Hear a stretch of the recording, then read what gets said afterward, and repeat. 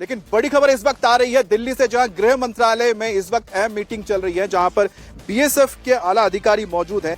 BSF के DG इस meeting में मौजूद हैं। एनएसजी के अधिकारी भी बैठक में शामिल हुए हैं। इसके अलावा सीआरपीएफ, एसएसबी के अधिकारी भी मौजूद है। तो गृह मंत्रालय के अंदर ही बीएसएफ यानी बॉर्डर सिक्योरिटी फोर्स आता है। इसके अलावा एसएसबी यानी कि सशस्त्र सीमा बल, CRPF central reserve police force और एनएसजी नेशनल सिक्योरिटी गार्ड, इन सभी के साथ यह मीटिंग हो रही है। मतलब साफ है कि ना सिर्फ फौज के साथ इस वक्त मीटिंग होती है, बल्कि जो पैरामिलिट्री फोर्सेस हैं उनको भी इसमें डायरेक्शंस दिए जा रहे हैं। क्योंकि अगर हालात जंग के बनते हैं तो उस दौरान भारत की अंदरूनी जो रक्षा है वो ये सीआरपीएफ, बीएसएफ, इसके अलावा एनएसजी और एसएसबी के लोग ही करेंगे। और यही वजह है कि ये इस वक्त एक बड़ी मीटिंग चल रही है। और सीधा अब लौटते हैं उस खबर पर जिसका जिक्र हम कर रहे थे, किस तरह से पाकिस्तान गीदड़ भपकेरियां दे रहा है, किस तरह से पाकिस्तान ये जताने की कोशिश कर रहा है कि हमारे पास न्यूक्लियर बॉम्ब है और हम अगर चाहें तो उसका इस्तेमाल करते हैं। क्या भारत इससे डर जाएगा? नहीं डरेगा, क्योंकि इससे पहले भी पाकिस्तान ने इस तरह की धमकी दी थी।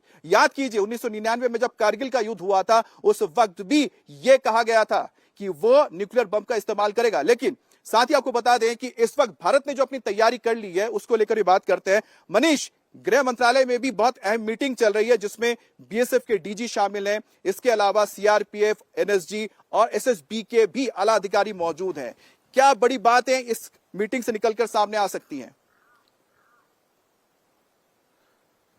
अमित, ये काफी गंभीर मीटिंग है। उसकी वजह है जम्मू कश्मीर में सीएपीएफ का डिप्लॉयमेंट, यानी जो आईटीबीपी है, बॉर्डर सिक्योरिटी फोर्स, उसके अलावा एसएसबी, सीआरपीएफ और एनएसजी, इनका पूरा डिप्लॉयमेंट, क्योंकि आने वाले 2 महीने के बाद अमरनाथ यात्रा भी है। और उसके साथ साथ घाटी के हालात में जहां आर्मी, जम्मू कश्मीर पुलिस और सीआरपीएफ ऑपरेशनल रोल में रहेगी, तो वहीं पुलिस की मदद करने के लिए जो बाकी के टेरेन है, हिंटरलैंड एरिया है, यानी वो इलाके जहां पर जो रिहाइश है लोगों की, जो गांव हैं या आसपास के जंगली इलाके, ऊपर के बकरवाल वाले इलाके, इन सब पर ऐसा डिप्लॉयमेंट किया जाए ताकि आतंकवाद का पूरा सफाया किया जा सके।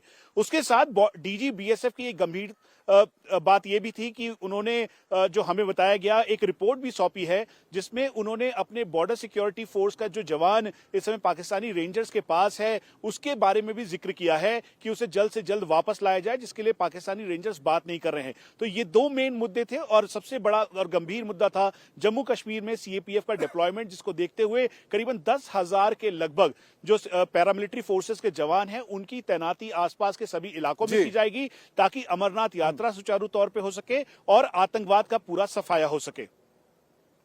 जी